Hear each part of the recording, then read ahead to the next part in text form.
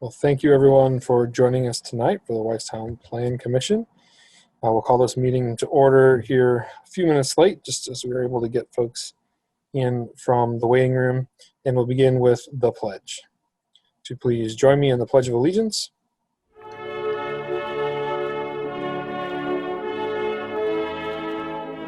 I pledge allegiance to the flag of the United States of America, to the republic for which it stands, one nation, under God, indivisible, with liberty and justice for all.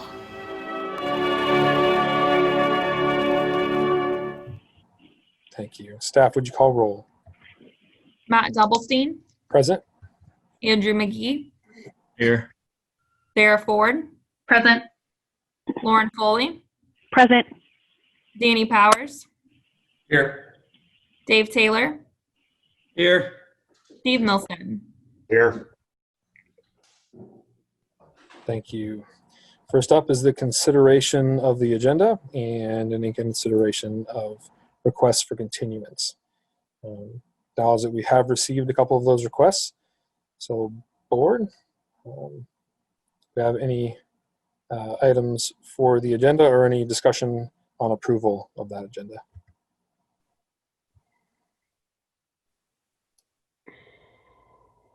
I know we received a request from Jackson Run residents and some others we did receive requests for all of them, but particularly PC20-044-ZA, which is the Braun Property Development Mixed Use Zone. I would be okay with that being continued. To be honest, I think there's some things that we need to discuss on that and find out a little bit more about that. And I spent a lot of my time this previous couple of weeks on the Fishback zoning amendment. So I would be okay with considering the continuance of the Braun mixed use zone. But I would certainly be open to other input. I would certainly be open to a continuance for item B, docket PC 20-042-ZA, Fishback Creek 2 zoning amendment, for kind of along the same lines as Sarah mentioned. I feel like we to get a little more input and discussion regarding the items. So I think I've heard a suggestion of continuing items B and D.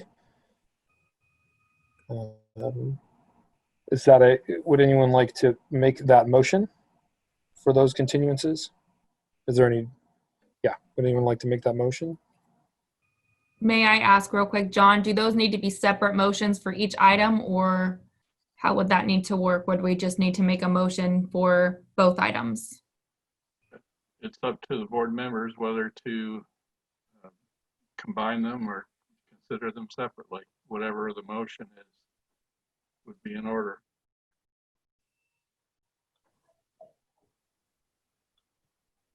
We can, I guess, we can continue them separately. I'll make a motion for the one I suggested. I'll make a motion to continue item B, docket PC 20-042-ZA, Fishback Creek 2 zoning amendment. Got a motion. Does anybody want to second that one? I'll second. Is there any further discussion from the board?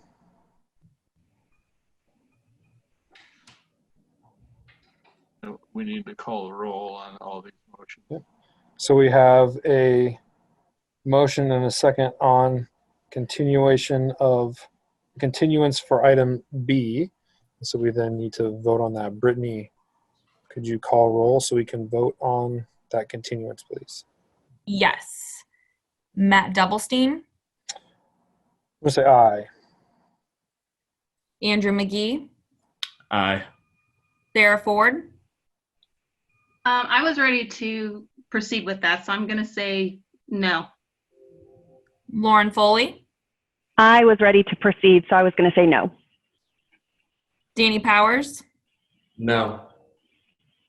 Dave Taylor, Aye.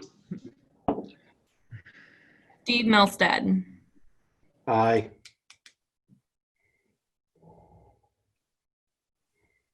one second, 1, 2,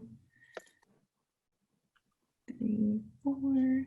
So that was a 4-3 motion in favor of continuing. All right, so item B would be continued to next month. There was some other discussion about item D. Any other discussion or a motion about the consideration of item D? I make a motion to continue docket PC 20-044-ZA Braun Property Development Mixed Use Zone to the next meeting, to the November meeting. I'll second. The motion is second. Any further discussion? Okay. Matt Doublestein, Aye. Andrew McGee, Aye. Sarah Ford, Aye. Lauren Foley, Aye. Danny Powers, Aye. Dave Taylor, Aye. Steve Milstead. Aye. And that was a 7-0, Matt. Thank you. So items B and D are continued. Are there any other considerations for the agenda from the board?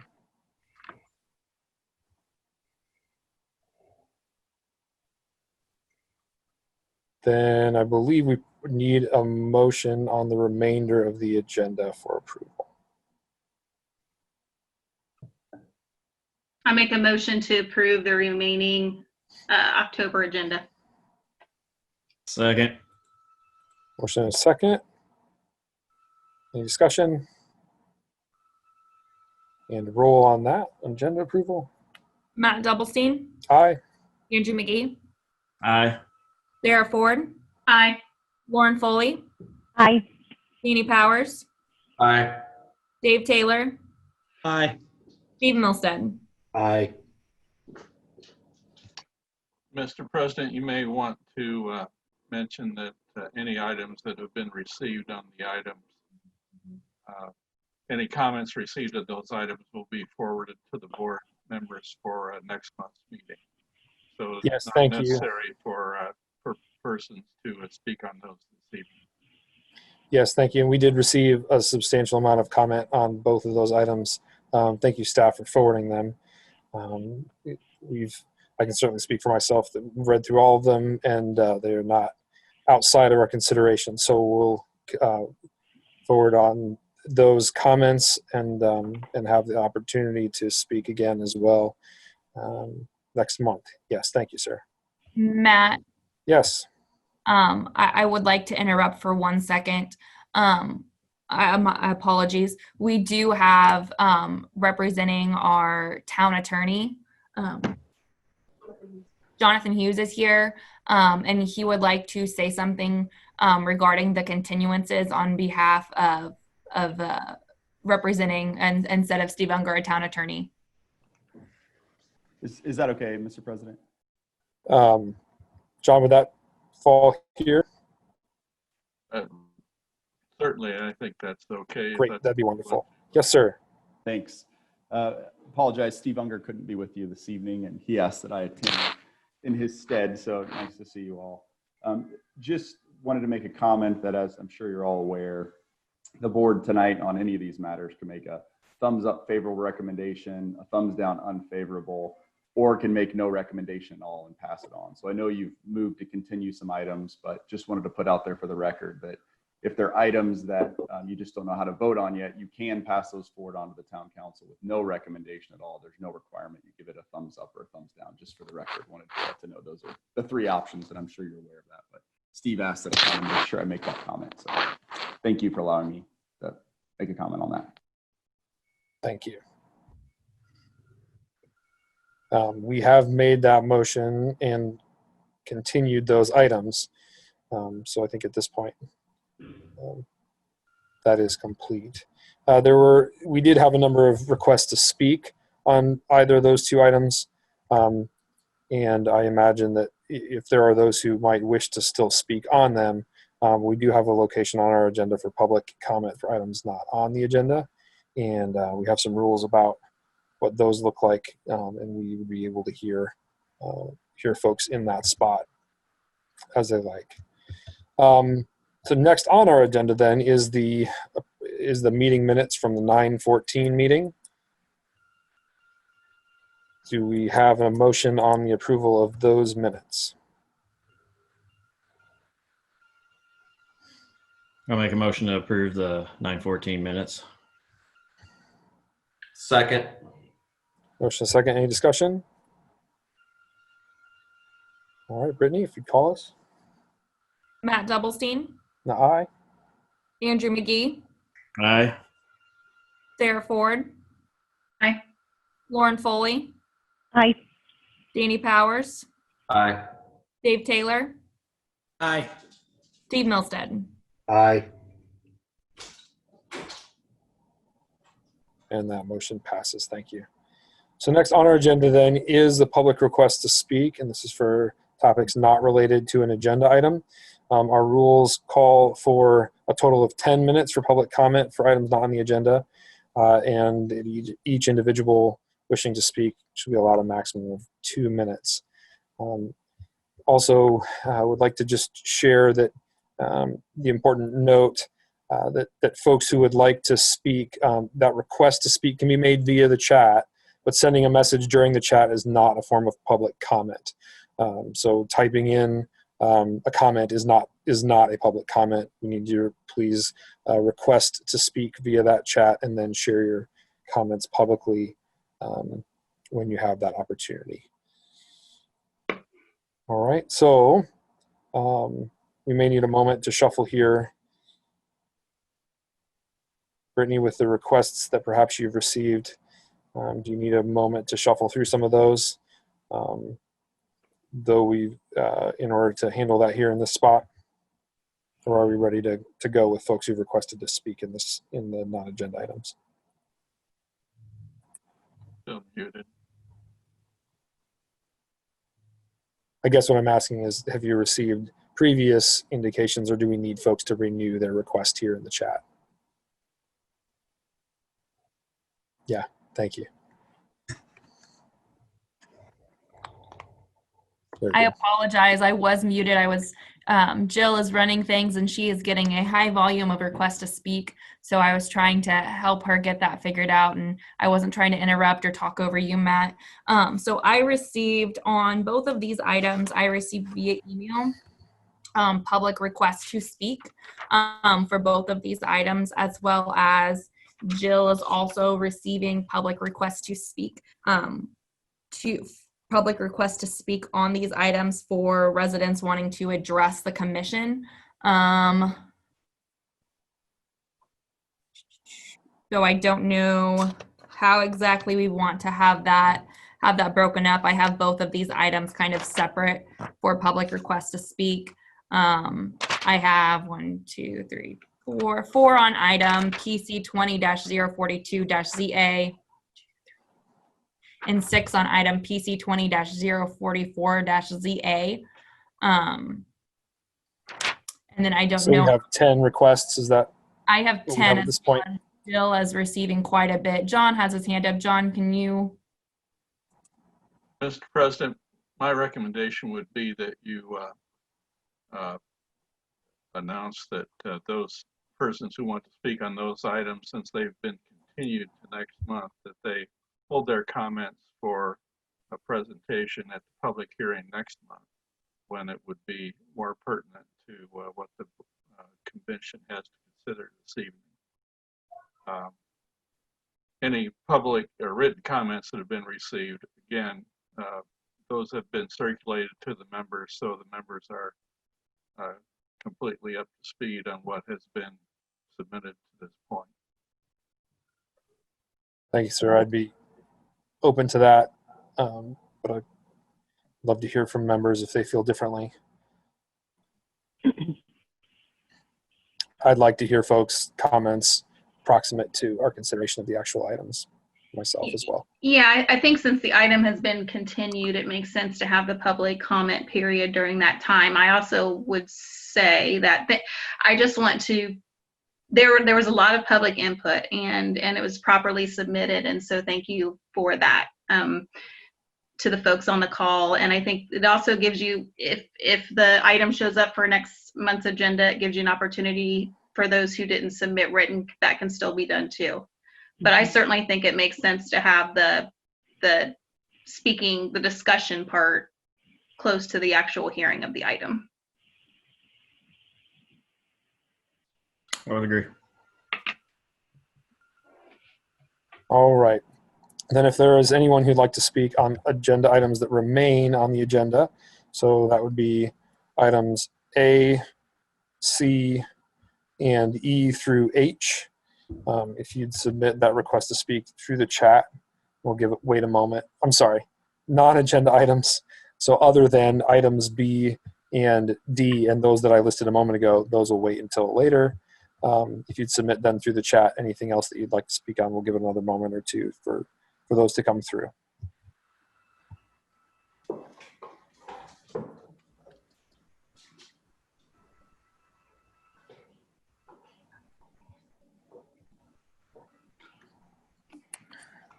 A, C, items. Jill and Brittany, are you receiving any? Yes. Okay. What is he taking right now? Matt, can you specify for Jill what exactly you are taking right now? Are you taking B and D or not the other, any non-agenda? I'm sorry, non-agenda items. So we were outside of item B and D. So B and D were continued. So are there any comments for non-agenda items? And we'll take those other letters that I mentioned, those other agenda items, when they come in the agenda. We do have one request to speak then at this moment for a non-agenda item. All And right. that is Cheryl Hancock. Hey guys, can you all hear me? Yes, if you please state your name and your address for the record, and we'll begin your 2 minutes. Thank you. Okay, not a problem. It won't take that long. Mainly a quick question. My name is Cheryl Hancock. I live at 5400 East, 300 South. I am glad that you guys did table the two items. It's both of them directly of me. The question is in relating, and I don't know if it's something your board necessarily deals with or not, but the construction track and what the construction times are. We have been this week alone in front of my house between the hours of 3 and 10 in the morning, about 100 concrete trucks an hour coming to and from the construction zone because of 500 closed, 400 being closed. And another citizen and I was told by a specific concrete driver that per Amazon asked only deliver between 3 and 7 a.m. Which my understanding is construction hours don't start 7 a.m. So if you guys can try to find that out and clarify that and maybe speak to those developers to get that straight out would be wonderful. Hey, thank you, Cheryl. I think we had a little bit of lag. At least that could have been on my end as well, but I think I got the sense of what you were asking, and it sounds to me as though that's a code enforcement item. Dave, I don't know if you're interested in addressing that here or if that would be something to encourage someone to contact you directly. I would definitely prefer you to contact me directly on that. I found it a little difficult understanding exactly what you were saying. You were kind of breaking in and out. So please reach out to me and we'll definitely address that issue. What is your email? Is it by email? Is that the best way to do it? Yeah, it's like everybody else's, detailer.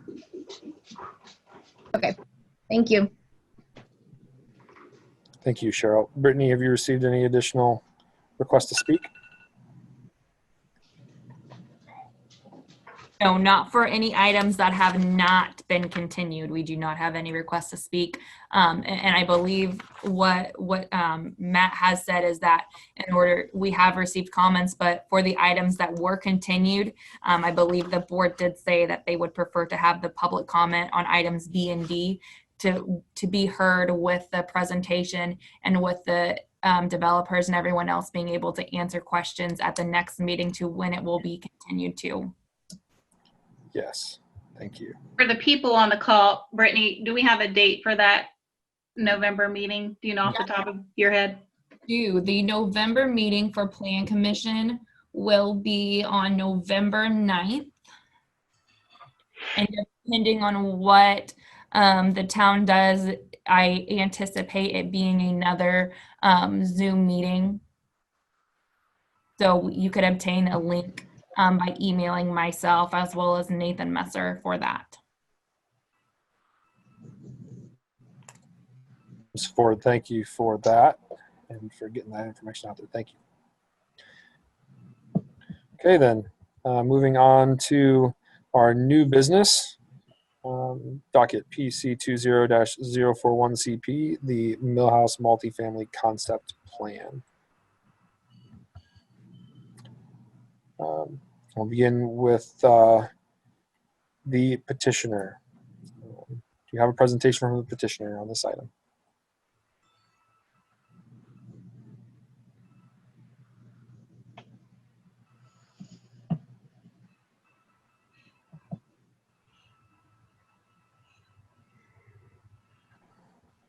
Tom, are you presenting for the Milhouse? Okay, we will get you unmuted. Hold on one moment, please. Can you guys hear me now? Yes. Okay, great. I think so. Brad Vogelsmeyer is on the call as well. I think he'll start our presentation off. Is there a way for me to share my screen? Yes, we will have you, if you go to the bottom, I believe you can request to share your screen. Give us 1 second.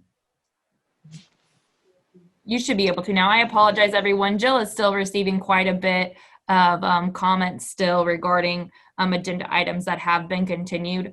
So if you will just give us some time here, she's trying to sort some of that out.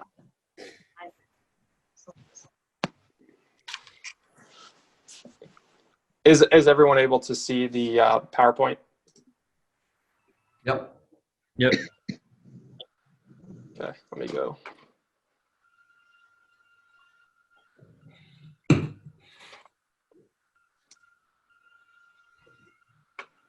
While Tom's pulling that up, thank you, members of the commission. This is Brad Vogelsmeyer, 460 Virginia Avenue, Indianapolis, Indiana. I'm the Vice President of Development for Milhouse, along with Tom Sardelli, and appreciate the opportunity to briefly talk about our proposed multifamily development project on Indianapolis Road, adjacent to the new Little League facility. On the screen, see the design team working on this project along with Milhouse.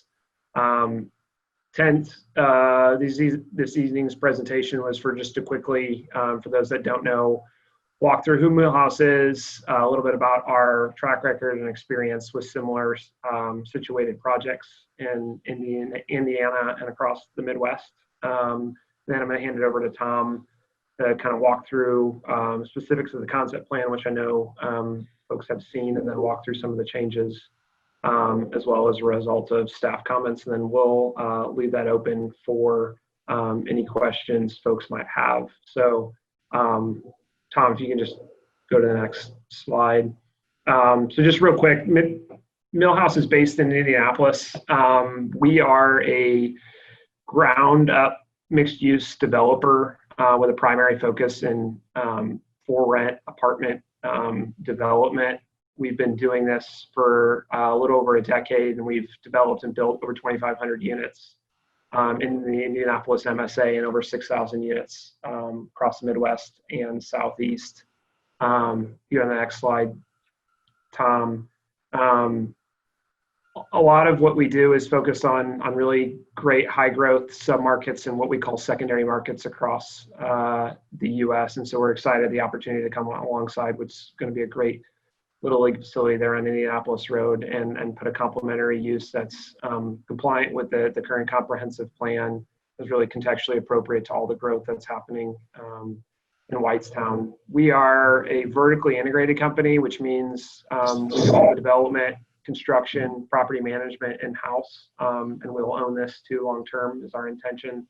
And so, yeah, we are, again, this is kind of right in our bread and butter of the type of projects we take on. And with that, I'll hand it over to Tom to kind of walk through the proposed project. Thanks, Brad. First off, I want to start by thanking those who've worked with us through the process thus far. Obviously this is our first time going through with you guys, so we've had numerous questions. So we thank you for your patience, and we thank the City of Whitestown for considering our project. I want to reiterate our excitement to be working with you guys and then hopefully delivering a product in the City of Whitestown. We're excited about the growth and the potential here. So again, thank you for the consideration. So I have the site plan up on the screen. I don't think this is foreign to too many of you. However, I'll start high level and kind of get granular as we go, and then we can open it up for questions. So obviously this is the site as it sits. We've worked to be in compliance with our current general business zoning designation, which allows for us to develop multifamily apartments at the site. The site is fairly sizable. However, our intention is to position the buildings to address both Indianapolis Road to the west and also the Little League site to the south, while kind of breaking up the interior to provide, a functional layout with ample green space and parking, which can be kind of illustrated through this site plan as it progresses. It also, I think one other thing to note that's pretty evident on the site plan too is part of our submittal, as well as to the south, you'll see a retail site, which is about an acre of space, which will be developed by another developer at a later date. Ideally, the retail parcel that you see there would likely come online somewhere around the same time as the multifamily, but that again stays fluid. Digging in a little deeper to some of the specifics. So this is a market rate project. It's a one-phase project that will encompass 240 units throughout 10 buildings at the site. The buildings are contemplated to be 3-story slab on grade walk-up product. As mentioned previously, we have ample parking here, so 440 surface parking spaces. And then as you can see spread throughout the site, we have 40 garage spaces as well, which allows us to hit our 2 space per unit requirement. So we just hit it with the amount of units we have here. Also included, as you can see, kind of as you come in from the boulevard entrance, is a plus or minus 6,000 square foot clubhouse, a standalone clubhouse, which will include, on-site fitness, a pool area, a lounge, etc. for residents. And then more broadly speaking, the site will have, kind of your essentials, the maintenance building to the northwest, trash compactor to the complete opposite to the northeast of the site. We're contemplating a dog run throughout too, so we'll have those essentials. And then on this site plan, one other thing we wanted to note just from our concept plan and then some of our findings to this point. The first, which is illustrated by letter A, which denotes kind of where we included a second entrance. So that was part of our TAC comments from the fire marshal, was to include another means of entrance and exit. So this isn't meant to be a day-to-day utilized space by residents. However, it's for fire code, so it'll likely have removable bollards. So we just wanted to make sure that was included and we were checking that box. Secondly, I already hit it, but with the letter B here, it's mainly throughout the site, but we were able to kind of adjust and make sure we hit that two parking space per unit requirement. So you'll see that there, that we've hit the 480 total parking spaces. And then lastly, one other item that I don't believe that was on the concept plan submission was the walking path up Indianapolis Road, which was a comment made as well. So we've included that, and that continues to progress through our site plan iteration. So those are the main topics. Again, I know this probably isn't too foreign to most, but I think maybe I'll stop there and I'll see if there's any questions on our site plan before moving ahead. All right, thank you. Brittany, is there a staff report on this?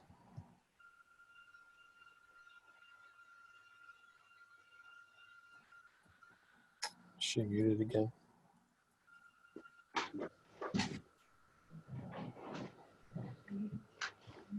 I think, Matt, is the presentation complete? I think the presentation has to be complete before we do the staff. Oh, okay. report. Yeah, I was hearing. Is there more that you have to share and you were just stopping in the middle for questions? Yeah, or if you'd like, I can continue on and we can do the questions last if that's fine too. Yes, please. Yep. Yeah. Sure. I misunderstood. Sure. So moving forward, this is just a breakdown you can see of our unit mix as well as our parking spaces, which we just went over. One other thing to note too is we are within the limits of our max density here, so we've made sure to check that box as well. And then from a timing standpoint, obviously, as we are here today for our hearing, and then just the focus for our group is moving forward is to submit our full development plan on November 5th, and then kind of run through the same process as we did for our concept plan, going through TAC, our resubmission, going through our public notice process, moving into our hearing date in mid-December. And then a couple other key dates that I think would be of interest. We're projecting a construction start in March of 2021. We are approximating our construction period to be 24 months, hopefully a little bit less, but that's what we have targeted now. And then in April of 2022 would be our first unit delivery. So those are some of the key dates that we're working towards. Other than that, I mean, that's what we have kind of been our focus to date. I think one other item, maybe for those who are less familiar with Milhouse, I know Brad introduced us, but just some examples of the finishes to expect here. I know we don't want to put the cart before the horse, but these are some of the example or precedent images of maybe not exactly what it'll look like here, but at least to show quality of finish of Milhouse standard and what we intend to bring a premium product to the Whitestown community, and we're excited to do so. So with that, that will conclude our presentation. Again, we're super excited, and we'd like to open up for any questions or comments you guys may have.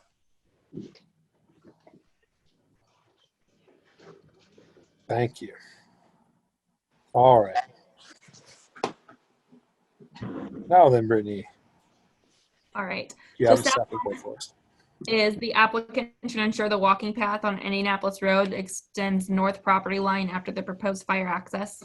And also staff is proposing the Plan Commission approved docket PC 20-041-CP for Milhouse multifamily concept plan. Thank you. So the next part of our process then is the public discussion, and I do see here that we have one request to speak. We'll ask that residents limit their time to 3 minutes, please, and will not exceed 20. So Cheryl, I believe you're back and wanted to have a comment on this agenda item A. I do. Thank you. Hopefully you'll be able to hear me better this time. Just two questions and then a comment. We know kind of what the price point is going to be for these. That would be kind of directed to the gentleman giving the presentation. Second is, per that diagram that he showed, there is no detention ponds thing. I know a lot of the warehouse and some other apartments have required either a detention pond or a place to run. So kind of what their plan is for that. And then is there any concern with what, I know you can't control who's going into those, but you were cautious because of that cemetery being so close. I hate for any people's gravestones to be damaged due to an apartment complex being right next to them. So thank you. Thank you. And petitioner, I hope if you'd please make note of those. I think I heard three questions there, maybe 3 items, and get to those here in just a moment. Is there anyone else that's requested to speak at this point on this item? I do not have any. Jill, do you have any? No, there are none. Great, thank you. Petitioner, would you be able to speak to those points brought up? Thank you. Yeah, and I thank you, Cheryl. And I might need some assistance making sure I can tie back together the last two. The first one was relative to price point. I think our goal here is to be consistent with the other market rate apartment products you see in the Whitestown, Zionsville area along Whitestown Parkway. Obviously, everything is changing by the day here. And so with this product not coming online until 2022, we still have a ways before we eventually set price point on rents. As far as detention goes, we will be sharing a detention facility with the Little League. So that pond was sized appropriately to be able to handle stormwater runoff between the two sites. I think that was maybe the question that was asked. And then the third question relative to the cemetery, looking back at the site plan, if you referenced it, I don't know if it was a safety concern that you necessarily mentioned or not, but we intentionally put garage structures on the northern boundary to provide kind of a hard edge between our site and that site to discourage any folks moving between the two properties. We'll also have a hard landscape buffer between the two properties as well. All of our sites are fully secure and monitored from a security camera perspective, and we'll have at least one person that works on site living there at all times to manage anything that might be happening over the course of the property that's not supposed to. So hopefully I was able to answer adequately the 3 questions you asked if I heard them correctly. Thank you. And then it looks like we do have another request to speak on this item, and we're within our time. Is it Laura? If you'd please share your name and your address, and we'll be ready to hear your comment. Yeah, can you hear me? Yes. My name is Laura Aguion, and I live at 6128 Hardwick Drive, Whitestown. Just a couple questions. With these 240 dwellings or apartments, I'm assuming, given its location, that this is within the Zionsville Community School District. If so, and I guess even if it's not, has the petitioner or the Plan Commission been in communication with the school district to discuss possible impact of increased number of students and how that would pan out? That's all.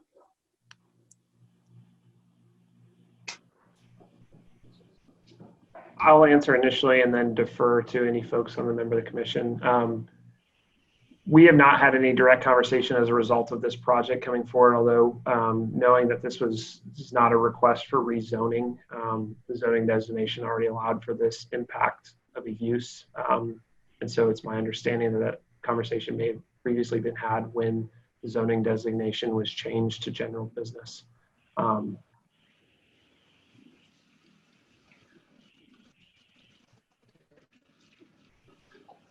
I can also kind of answer that as well. This is in Zionsville School District. That this is with the concept plan phase. So with the concept plan phase, this is just basically what it says is a concept idea that they are bringing forward to the board. This has not yet been approved for the development plan phase. In the development plan phase, you get into a lot more of the specifics of the actual plan. So that is something that would be more addressed and more communication when this would come forward at a development plan stage rather than just a concept plan stage.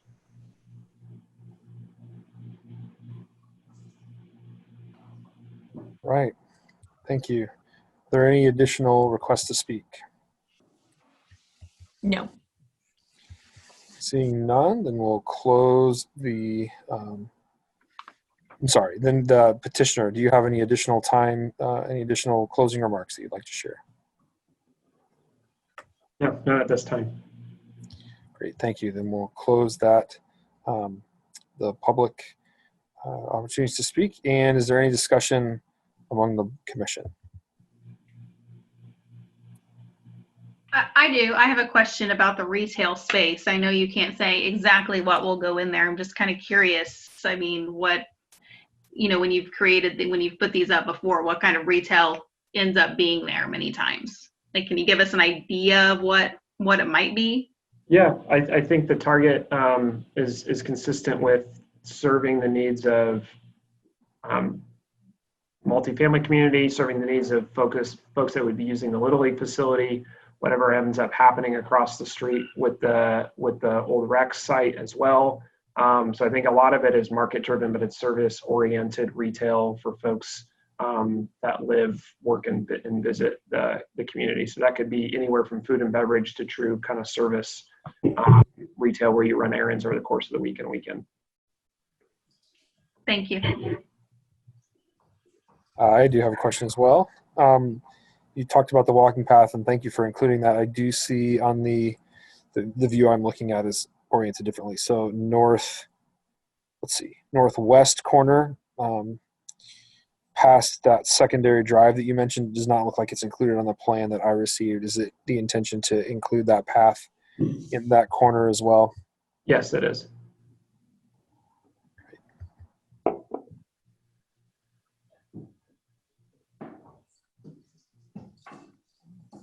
Any further discussion or questions from the commission?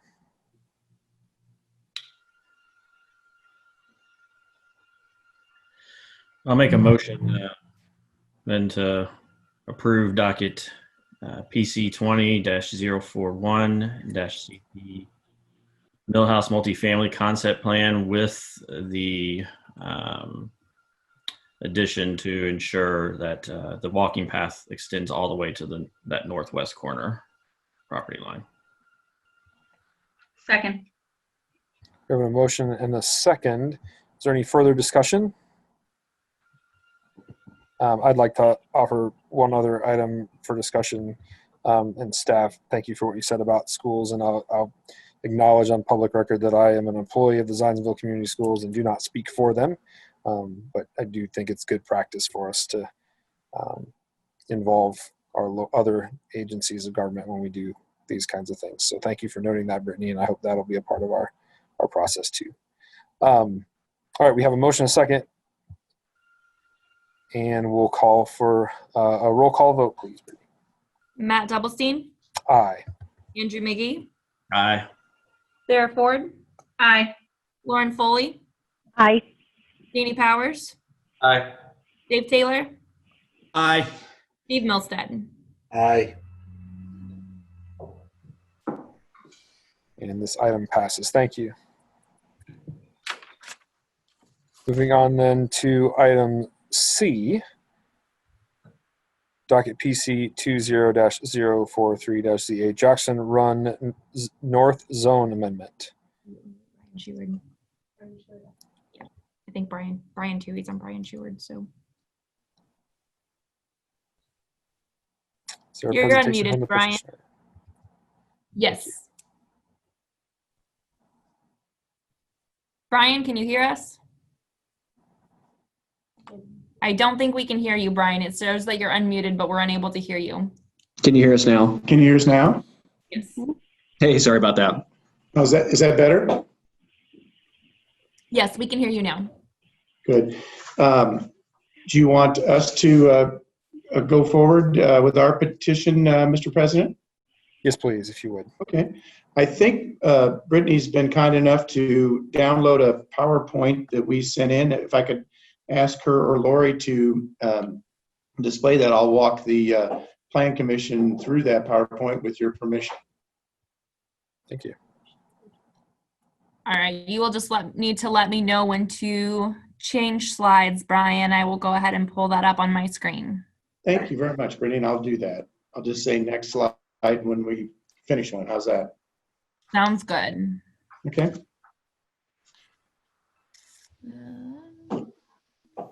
Thank you. If you'd go to the first slide, that'd be very helpful.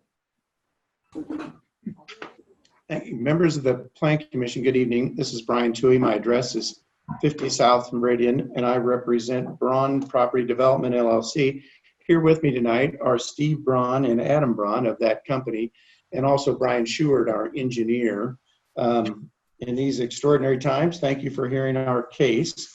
This is a petition to rezone about 64, 65 acres from the ag zoning classification to the R3 zoning classification. And as you can see from what's on your screen, hopefully, this site is really at the southwest corner of County Road East 200 South and South 700 East. This site, members of the Plan Commission, you might recall, is directly north of another R3 site called Jackson's Run, which the Plan Commission approved last year and is currently under development now. There's the roads are being cut and the lots are being laid out on Jackson Run as we speak, actually. So this is a petition just for rezoning to the R3 classification. Next slide, please, Brittany. So members of the Plan Commission, that is a photograph, recent photograph, taken from 700 East, looking west towards a fairly sizable wooded forested area in the 10 plus or minus acre range that is currently on that site. As part of this development, that forested area will remain basically in its current condition. Next slide, please. That slide is taken from 200 looking south. And so again, that shows that forested area. The reason I think that it's worth mentioning that as part of this rezoning is we believe that with the layout of the proposed lots, with the preliminary layout of the proposed lots, we really won't be building lots next door to our existing neighbors west of the site because there'll be this wooded area between our lots and theirs, and there will also be a detention area between those two. And this wooded area will be incorporated into a larger open area, which is part of a overall scheme of development that is proposed by Mr. Braun and his entities. But we'll hear more about that in the next Plan Commission hearing. This site is on its own, just an R3 rezoning right next door to an existing R3 rezoning. Next slide, please. So this is to show the Plan Commission the site. It's up there in the corner or in the center of the slide, and it's marked site, and it's outlined in kind of a light blue color. And from that exhibit, the Plan Commission can see that just south of the site is zoned R3. That's Jackson Run, that's under development now. And then there's the subdivision to the southwest, which is a U-shaped street with single-family houses. And then down to the south of that is R2. The Plan Commission might remember that there's Prairie Chase, which is paired patio homes on the east side of Main Street. And then over on the west side of Main Street is the Trailside PUD. Then to our south, of course, is the Legacy Core area. And to the east is additional currently zoned ag property. Next slide, please, Brittany. So in considering zonings, there's a few elements that a Plan Commission looks at, but one of the key element is what does the comprehensive plan, which is also sometimes called a future land use plan, what does it show for this area? And so we've used this exhibit to show the Plan Commission that this area is contemplated to be developed in low density residential development, and that is less than 3.5 homes per acre. Well, your R3 zoning fits right in that contemplated density at somewhere between 1.75 homes per acre and 3 homes per acre. And so our point about that is that your comprehensive plan, your future land use map, contemplates that this site would be developed somewhere less than 3.5 homes per acre. And the rezoning we're seeking contemplates a density of about 1.75 to 3 homes per acre. Next slide, please. So this is the UDO's definition of a R3 zoning, and it confirms that development in this district typically ranges from about 1.75 to 3 dwelling units. Those are homes per acre. This this type of development requires connection to public water and public sewer utilities, which we will have in this development. Next slide, please. So members of the Plan Commission, this is a preliminary layout. This is not at all certain that the site would lay out like this, but with Mr. Steward's assistance, we've wanted to show the Plan Commission how single-family residential neighborhood could lay out on that site. And what that shows you is on that 64-acre site, there could be about 126 homes. And you can see that that common wooded area, the area that I took the photographs of and showed earlier in the presentation, it would stay intact. So right against our existing single-family neighbors to the southwest, that wooded area would stay intact. And there would be, we believe, a drainage area, a pond area between that common area and down to Jackson Run. And that was the reason I said it looks like at this point we would not have houses backing up to existing houses. And additionally, as part of Mr. Braun's proposed development of this area, there's going to be connections basically from East 200 South, that street at the top of that slide, all the way through Jackson Run down to 300 South. And so the plan, the idea would be that eventually a person living up in this subdivision near East 200 South would be able to walk on a sidewalk or ride their bike through a community trail that would take them from 200 South all the way to 300 and then get them near the Legacy Core area and wouldn't have to get in their car to do that. These would be interconnected, planned, single-family residential communities.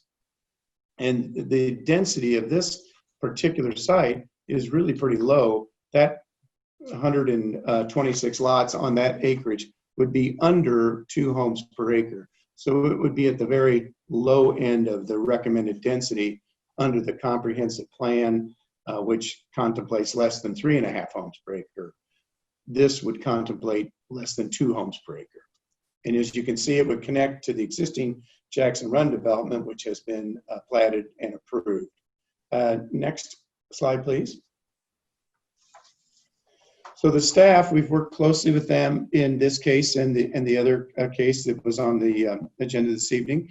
And in their comments, they conclude that the subject rezone meets the goals of the Whitestown Comprehensive Plan, as well as coincides with the zoning and development of the surrounding area. And I think that that point is well taken, this point made by staff, in that the comprehensive plan calls for single-family residential up to about 3.5 homes per acre. This shows a density of about less than 2 homes per acre, and it matches what's happening on the borders of this. There's been a long time subdivision that's on Main Street that backs up to this, and Jackson Run is currently under development, and it would adjoin this to the south. Next slide, please. So these are just renderings of typical homes that may be developed in this development. We showed the Plan Commission this when we brought Jackson Run in for rezoning. And so we've just got a couple of renderings of homes here. Next slide, please. Next slide, please. And of course, the homes would have to comply with the elements and development standards of the new UDO. Next slide, please. So members of the Plan Commission, in summary, we would respectfully ask for your favorable recommendation of this petition for R3 zoning. We believe the subject rezone meets the goals of the Whitestown Comprehensive Plan, and it happens to coincide with the existing zoning and development of the surrounding area. The Braun team has taken that into consideration when they planned this out. It will allow for connection of residents, future residents, through paths and sidewalks all the way to the Legacy Core, and significant open space areas that are already committed to and will be developed as part of this development and to the south. It will ensure the development of single-family residences on this site near the Legacy Core as opposed to other types of development. It complements the existing single-family zoning in this area. and will have the effect of preserving a large forested area, which we believe includes heritage trees along the western portion of the site. For those reasons, we would respectfully ask your favorable consideration of our petition. We'll certainly try to answer any questions you might have, and thank you again for your time this evening. Thank you. Brittany, staff report. Staff comments. The rezoning process is a legislative act. The Plan Commission can make a recommendation to the Town Council, and the Town Council will make the final decision. The subject rezone does meet the goals of the Whitestown Comprehensive Plan, as well as coincides with the rezoning and development of surrounding area. Thank you. Is there anyone who would like to speak? It looks like we do have a request from Charlotte Graham. Charlotte, if you'd state your name and address, and again, give you 3 minutes for your comments. Can you hear us? Yes. Okay. My name is Marcia Ward. I am sitting with Charlotte Graham. I live at 2946 South, 700 East. Jackson Run is being developed behind my house. I attended a meeting in January with this developer and this attorney, and they talked about how they would have open space behind, in the little field behind our house, mainly where all the current houses are up and down the road. When we received the new drawing, all that's changed. One of my neighbors called the attorney, and the attorney said they offered that to Whitestown and it was turned down. That property, the green space behind my house, and also all the neighbors. I want to know who turns down green space property that's being donated by a developer, and is that really true? Because if that's true here, who's going to keep them from cutting down those trees?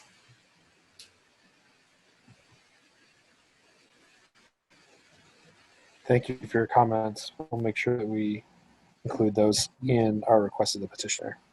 Are there any other? Was anyone going to answer that? Yeah, we'll give you, yes. When?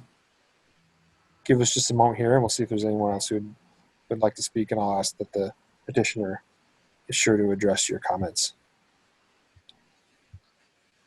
Do we have any other requests to speak? As well as the town. I mean, the town needs to address that too. Sure. Brittany, this is Steve Braun. Can I address that? Sure. Yes, sir. If you would like to at this time, that'd be great. We do have another request to speak as well. You want me to wait? Yes, we will get all the residents' requests to speak in case there is another question. That way it can be addressed. If there's other questions that you guys can address. Okay. All right, I do see another one. David Marlowe. That one has just popped up here. David, if you'd like to state your name and address, please. My name's Dave Marlowe. I live at 7010 East 200 South. My first question would be, how can you put 2.5 houses on an acre? My next question is less than 2.5 or 2 houses per acre. My next question is, when we were at the meeting last time, we were told it was going to be low density, but I believe they came back and said, no, the younger people or the people, our target family, would like a bump out in a garage, so we need to reduce that. And essentially they did. They added more houses per ground. So is that going to happen here as well? And I'm with her too. Who's going to make sure that the trees get saved? Also for Whitestown, who turns down free property? I mean, I don't think that's necessarily a developer's question. That's more of a Whitestown question. That's free ground. How do you turn it down?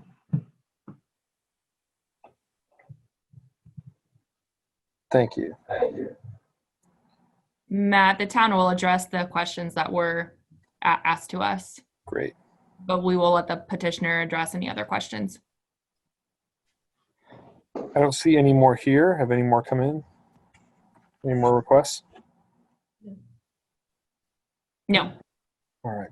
Petitioner, I think if I count right, I believe I count 3 things that perhaps were addressed to you.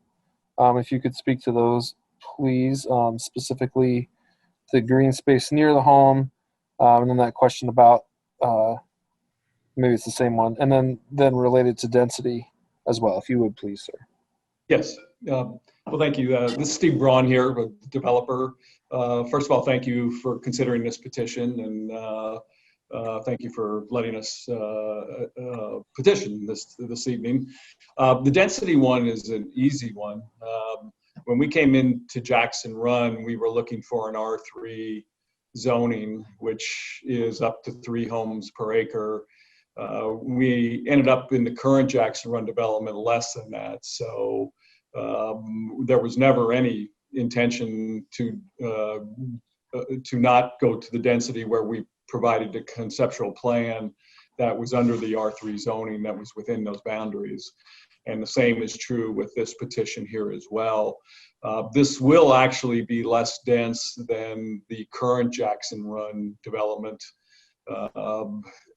And we'll have some lot sizes that are actually larger than the 60-foot minimum that is part of the R3 zoning. So we are basically have built and are building and developing in the current Jackson Run project within the context of what was approved by the Planning Commission and Town Council under an R3 zone.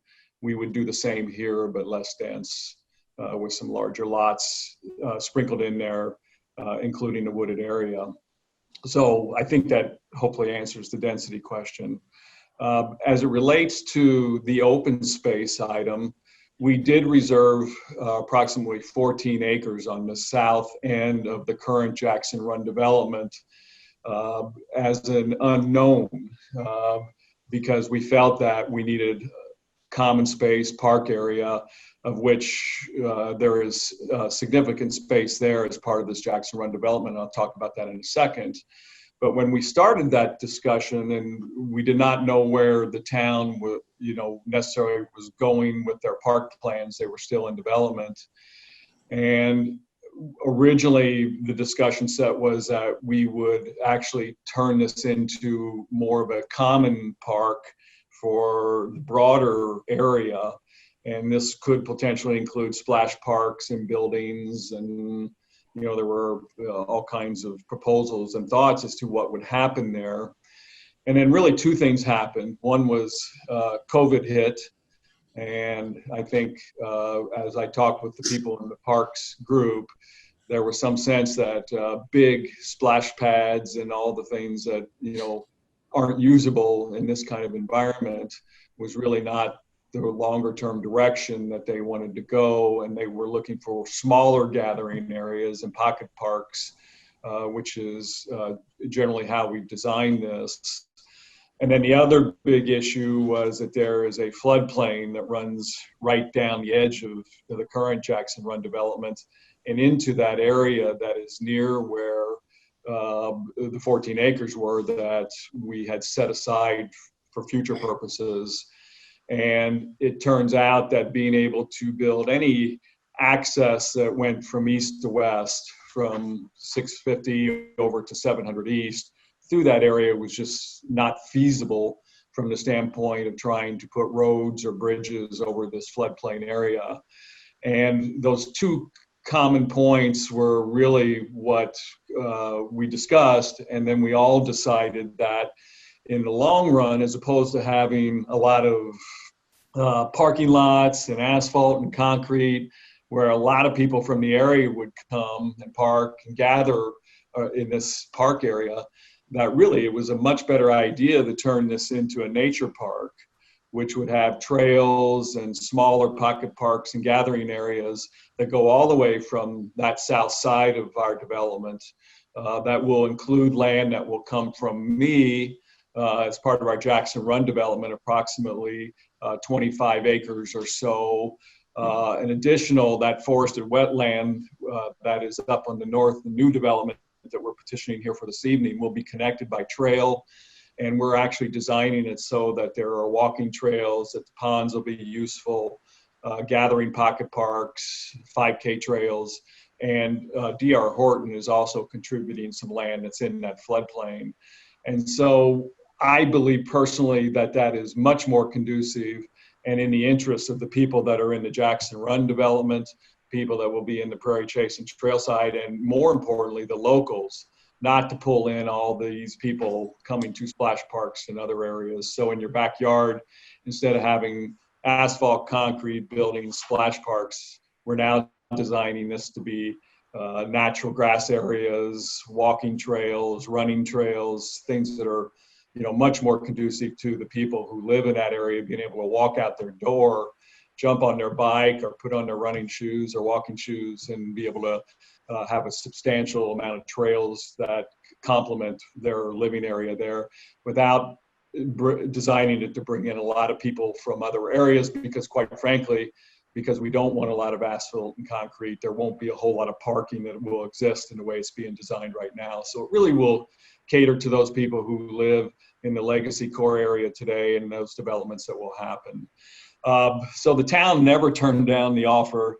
It was really just a change in perspective that we all agreed upon would be better for the locals and the people that will live in these developments to move away from doing the splash park concrete type approach to doing this nature park. So there was no one in the town that I talked with that ever turned down the ground. It was just a change in perspective because of those items related to serve the locals, can't build the infrastructure, which would have been in the millions to put bridges and roads and those types of things in. And we feel that this is a much better plan than trying to turn all that into one of those concrete-based parks. Thank you. I want to be mindful of our time here. Brittany, did you have some comments you wanted to add from the town? I don't know if Nathan Messer, our economic development director, as well as operations manager, wanted to speak any more on that, or? Yeah, just real quick to reiterate what Steve just mentioned, and then wanted to quickly educate those. So one, it's never, well, it is sometimes free land, but we have impact fees for parks, and these donations are in lieu of those impact fees. So for each single family unit, it's $1,500 towards parks. So they're giving land value instead of paying or towards some of that. So it's not that free land, for one. It is great that the developers are working with the town to do this, helps us acquire land.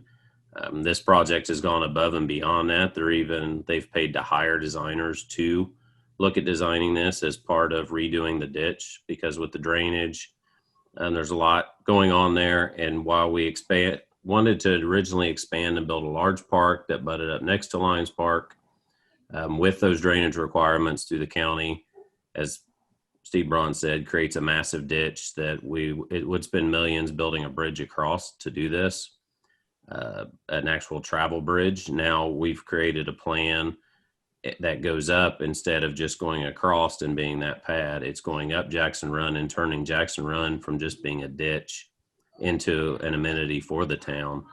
And we hope to, as he said, do the small pocket parks. Those have been, with COVID, have become a bigger thing of a family can get together versus 300 people being at the same park location. So I just want to say from the town end, we're grateful what's came. A lot of concepts and theories got out and went around, but in the end, and it'll come, I believe, before council, a concept plan will be coming out or be available. So I think people will be very pleased with what that final product is. Thank you. We're running tight on our time here, but it looks like we do have 2 more requests from the public to speak. One person's spoken already. Nicole, would you like to have 3 minutes? And then Charlotte, I believe you had about 1.5 minutes left on the time that you took earlier, and then we'll move forward. Sure, this should only take a second. I was just curious if it's required for an impact study, a traffic impact study, or an environmental impact study, and if it is required, has it been done, or can we request that is required? Thank you. Brittany, I don't know if you want to speak more, but at this stage, the request before us is a request for a rezone recommendation. That's not even an action that we take directly. That would be a recommendation that we forward onto the council. So we don't have development plans or those stages yet. Brittany, we're in that. Do those things fall? Forgive me. I think Danny was getting ready to speak, and if you weren't, Danny, I don't want to, or if you were, I don't want to step on your toes. Either I can address this, or I can let you address it, being Public Works. Jackson Run did have to do a traffic impact study, and part of the development plan, we would require them to just make an addendum to include the additional lots with this extension.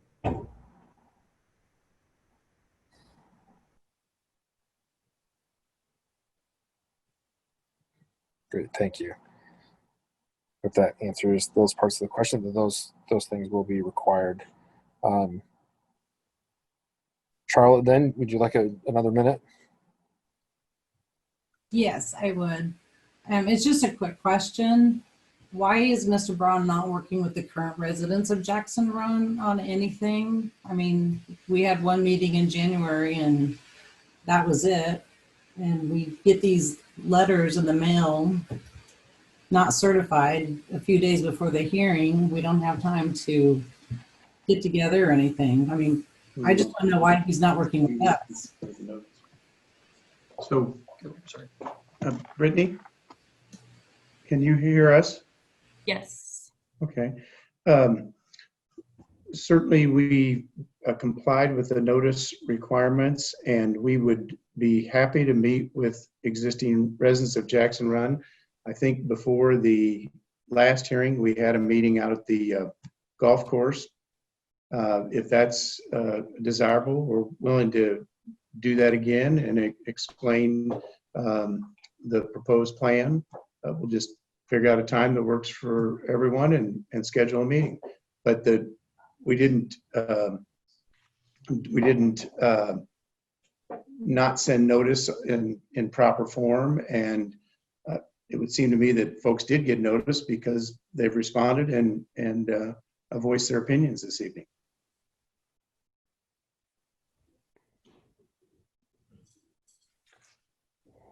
All right, thank you. Now we've come to our time on the public discussion. Are there any closing remarks from the petitioner? Just one last item, Mr. President. There was some concern about how they would know that the wooded area would be preserved in this R3. And your lawyer for your plan commission can certainly guide you on this, but the petitioner would have no hesitancy to make a zoning commitment if the zoning was approved, that the forested area would remain undeveloped and not used for development of single family lots, and would be reserved for open space and park-like areas, as Mr. Braun described when he was addressing the board. Thank you.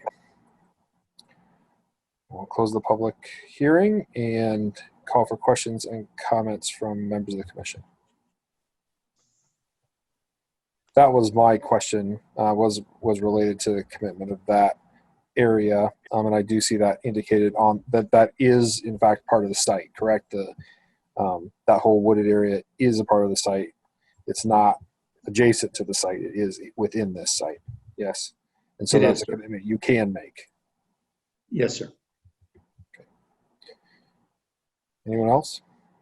I have a question. I guess I'm trying to figure out, so it says here in the agenda that we're proposing to make it medium density single family residential, yet what we've been talking about is low density family residential. So which one is it? Which one are we looking at?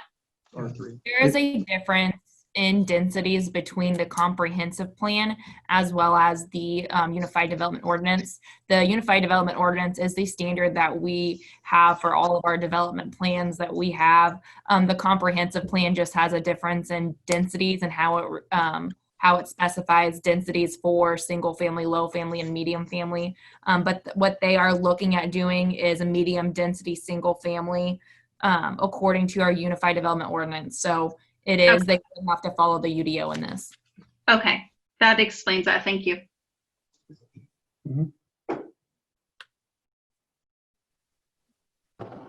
So I guess, the things that Mr. Braun described sound wonderful. Are they part of the commitments that have been made to the town? And I know that we'll have concept and development plans to look at, but are those commitments that are being made, as we look at this change? A lot of what Steve was talking about was what we have already approved with the Jackson Run, which was previous as far as what they were talking about. It was with the deals that how the town and Parks Department has been working closely with Jackson Run as well as DR Horton. So a lot of that was alongside the platting as well as the rezone for the existing Jackson Run. I think what they're specifically talking about right now is the commitment would be with the wooded area that we have just for this northern portion of Jackson Run, whereas the other part, as far as the parks and the parks that he was describing, and the trails and walking path was addressing what was already established that we're working on for the existing Jackson Run. Agree with that. Thank you. That makes sense to me. Danny, maybe this is a question for you. Remind me, I know we talked about it previously when we looked at that southern part of Jackson Run as well, and but I do think it has some relevance to this request too. What can you share about that traffic study about the southern area that might be, if you feel like it's relevant at all? I realize again that we'd need to do that an amendment would be required. But what can you share about the results of that previous study? The traffic study looked at the impact what this development had with the number of trips on the county, on the surrounding roads, and also the intersections. And the study determined that there would not be significant impacts from this development. And so if they did an amendment to the traffic study, they would recount with the additional proposed homes and see if that had any effect on any of the intersections and local roads there. Do you have any? We can make that traffic study too. It can also be available to anyone that would like a copy of it.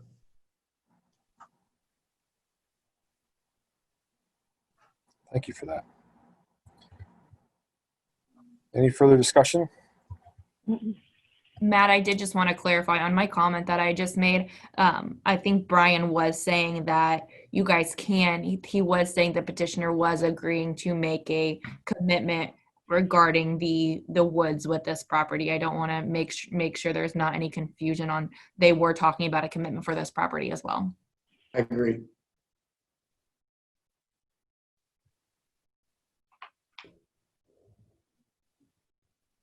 Okay, I'm not hearing more discussion this time. A reminder that this consideration is for if there's a motion, it would be a recommendation to the town, to the council on the rezone request, zoning amendment.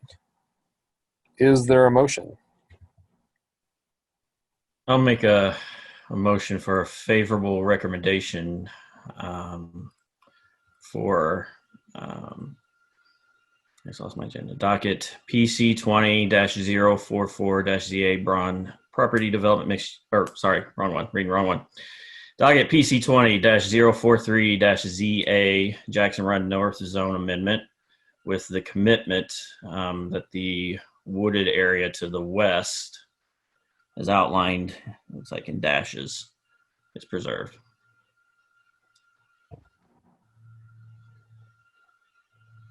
I'll second. We have a motion and a second. Any further discussion?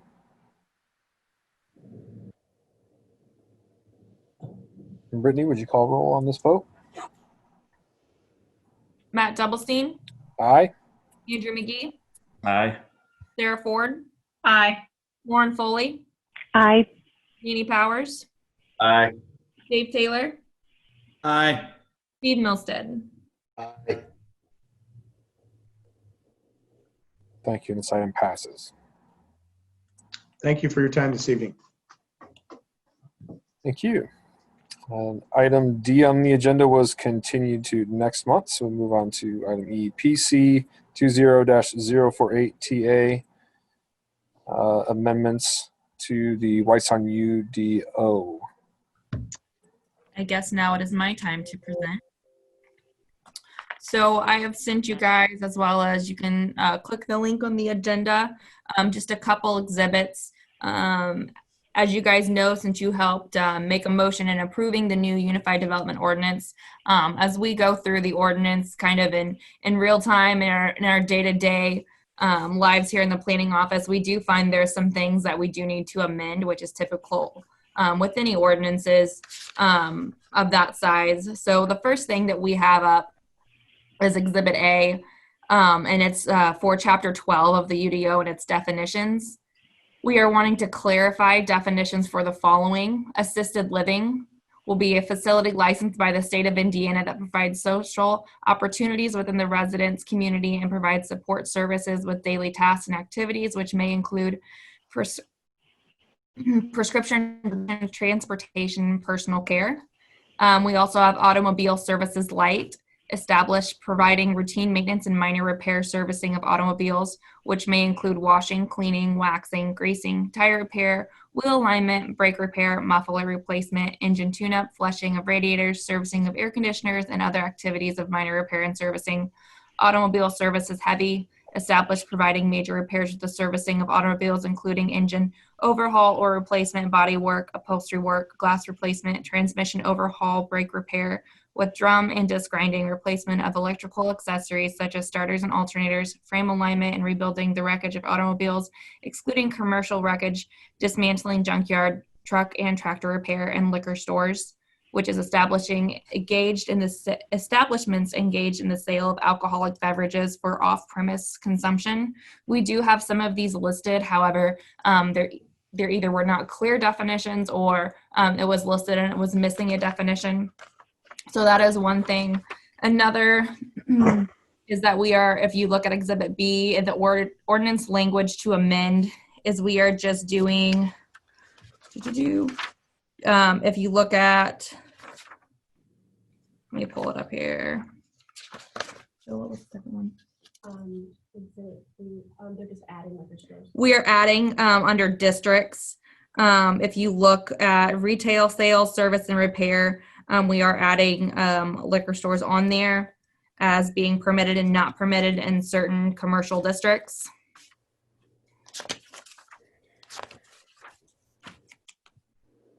And then if you look at Exhibit C, we are amending Section 1.10 non-conforming building structures. And that's mainly updating Indiana code, which you can see on there.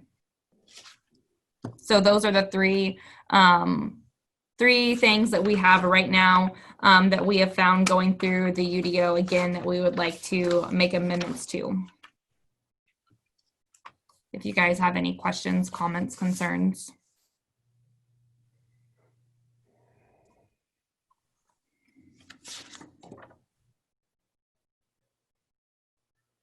Members?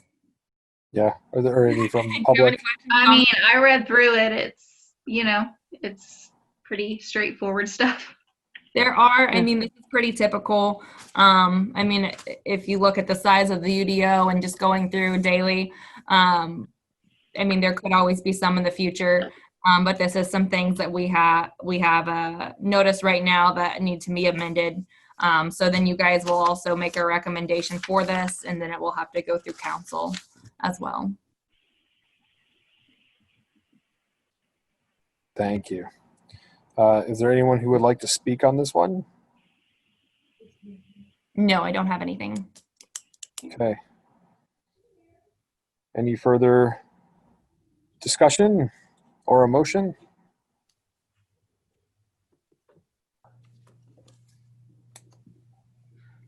I make a motion to send a favorable recommendation. Is that the right thing to say? Yes. For PC 20-048-TA Whitestown Unified Development Ordinance Text Amendments. I'll second. Motion and a second. Any further discussion? All right. Matt Doublestein, Aye. Andrew McGee, Aye. Sarah Ford, Aye. Lauren Foley, Aye. Katie Powers, Aye. Steve Taylor, Aye. Steve Milstead. Aye. Thank you. Item F, Whitestone Planning Commission Rules and Procedures Update for Newspaper Public Notice. Madam, All this is right. you too. Yep. This is me as well. You guys are stuck with me for a while towards the end of the agenda. I don't know if I'll let you know, but no longer is the Zionsville Times Sentinel. That is not the running newspaper in Zionsville. I believe it is the Zionsville Current. We have in our rules and procedures under Article 9, Public Notice, Section 2, it lists the Zionsville Times Sentinel. We need to remove that and update our rules and procedures to make it say the Lebanon Reporter and or the Zionsville Current. And that is it. You need a motion for that one? Yes, we do.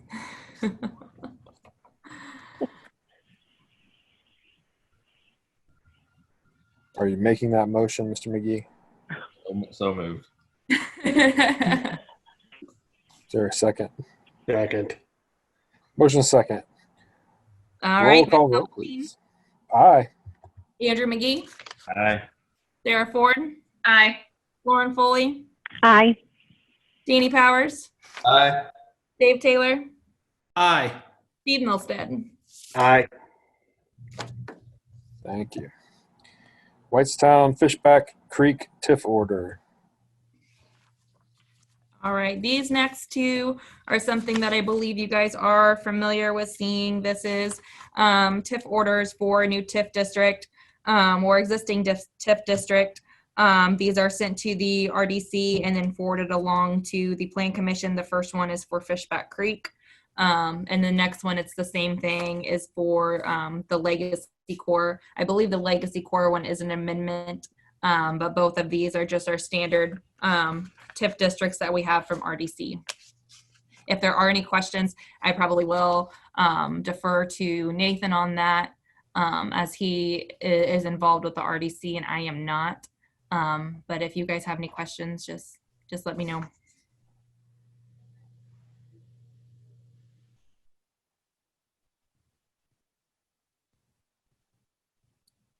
Questions or comments?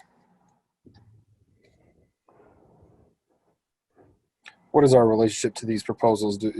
If someone is to make a motion, is it to adopt, to accept, to again favorably recommend? So this is the order. I believe that we are, Nathan, correct me, does it go through Plan Commission and does this then go to council, or is Plan Commission the last step? John's raising his hand. John can talk to the legal aspect, but I believe it still goes to council. Okay. All right. Thank you, members of the commission. This is a technical requirement of state law that when the redevelopment commission is establishing or implementing these TIF districts, it's required that the plan commission sign off and confirm that it is the plan is consistent with the town's comprehensive plan. And then the town council gets the final say. So essentially it is similar to making a recommendation to the town council that this activity it complies with our comprehensive plan. Thank you. Thank you. Is there a motion on this item or any further discussion? Probably need to ask for that first. I'll make a motion for a favorable recommendation for the Whitestown Fishback Creek TIF order. I'll second. There's a motion second. Any further discussion? Call for a vote. Matt Doublestein, Aye. Andrew McGee, Aye. Sarah Ford, Aye. Lauren Foley, Aye. Danny Powers, Aye. Dave Taylor, Aye. Steve Milstead. Aye. All right, and we've already been described and presented to some degree in item H. This is the Legacy Core Amendment. Is there anything different you'd share about this one, Brittany? Not that I can speak of. Nathan, do you have?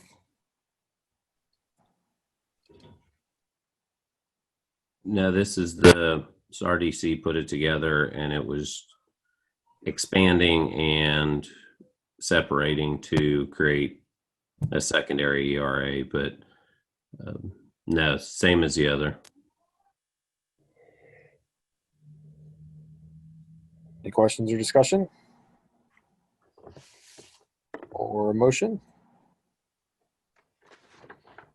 I'll make a motion for a favorable recommendation for the Whitestown Legacy Core TIF Order Amendment. Second. We have a motion and a second. Brittany? All right, Matt Doublestein, Aye. Andrew McGee, Aye. Sarah Ford, Aye. Lauren Foley, Aye. Danny Powers, Aye. Dave Taylor, Aye. Steve Milstead. Aye. Item passes. And that ends our new business. We have one item under other business, Main Street rezone update. All right, so I believe I brought it to your attention last month regarding the, let me find the docket number I had, PC 20-00-26-ZA. This was the rezone that we had for Main Street. It went to Plan Commission. Plan Commission gave a negative recommendation to pass it along to council. However, they did not go to council. The developer has came back to the planning office and requested rezone into a different rezoning category. They also have updated their site plan. They have taken away buildings. They have updated landscaping requirements. They have updated access along Main Street. They have updated the architectural standards of the building. They have presented to staff a plan significantly different enough that I believe that they should be allowed to come back to Plan Commission under a different zoning, just because what they have presented, as well as the commitments that they have presented as well. For this, they are agreeing to make certain commitments that this use should follow under a medical office or they have a couple, a medical office, a law office, some sort of professional business use. So I just wanted to be transparent with you all that will be on the agenda for next month. I did see that after meeting with them that there is a significant difference. My initial reaction was not to let it go through, but after sitting down, seeing their commitments, seeing their architectural standards of an all brick building from what they have proposed, I think it does meet a difference to come back to Plan Commission. And my memory is that without those differences, we've already voted on it, and is it a year that somebody has to come back? They would need to get John, he's attesting to, John wants to speak.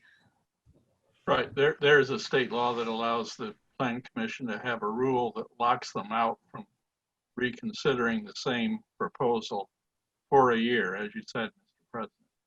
And however, our rule says that if the director determines that it's substantially different from the previous proposal, that it doesn't apply.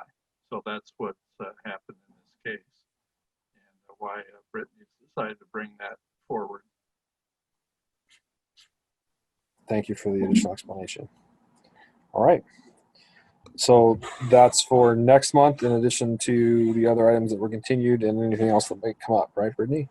Yes, that is correct. Yes, sorry. I was trying to look at my board as what I have written down for next month, but like I said, I just wanted to be transparent with you guys and keep you informed, since that has been on the agenda, and update you from what I mentioned last month.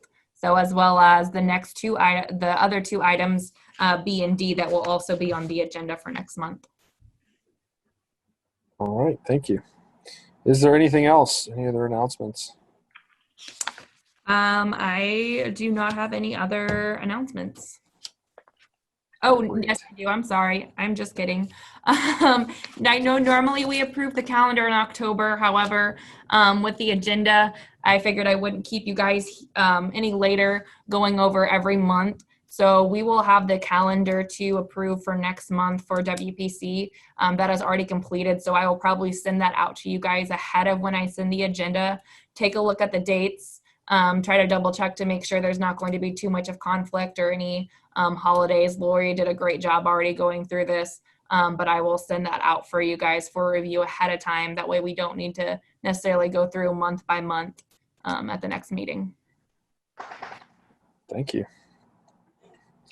Brittany, can I just go back to what you discussed? Because I'm looking back. So that zoning amendment request was back in May that they brought forth. There was not, I mean, there was, because I kind of led the discussion on, well, I did lead the discussion on that. There was, I mean, I'm looking at this, there was so little detail to that. So what you're saying is what they're bringing forth next month has significantly more detail as to what they want to do with the space than what May had. Yes, Sarah, you know what? I will go ahead.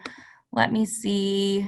Because because similar to, the other rezones that we're looking at, I mean, that is that's a important parcel of land there.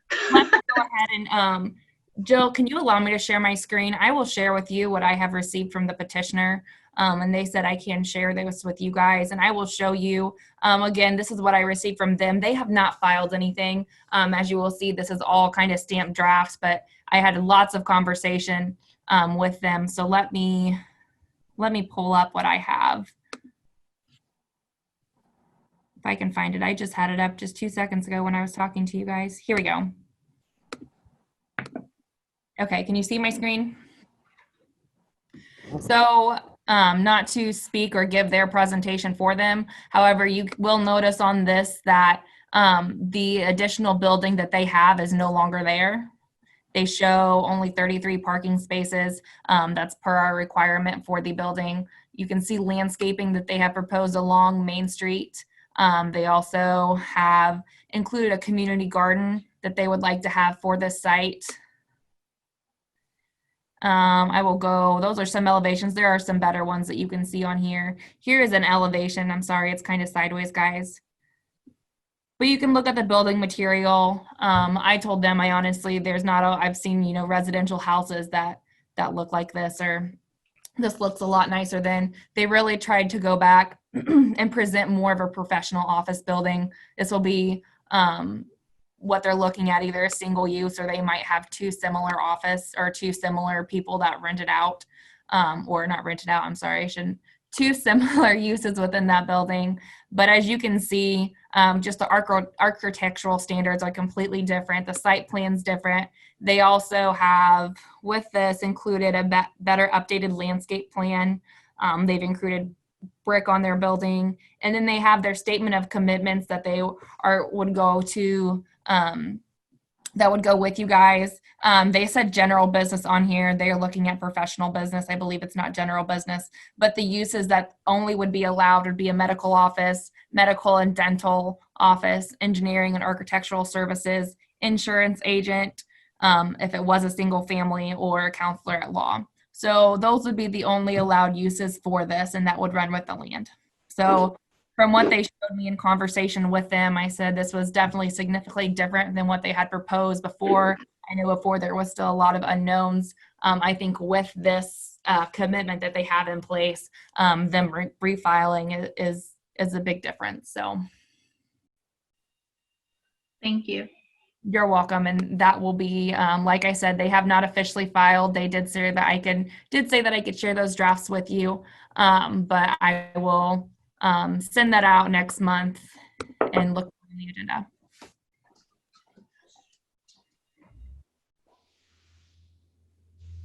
Thank you. Our meeting has gone a while here. Thanks for everyone's patience and for many who came and attended. Is there a motion to adjourn? I'll move.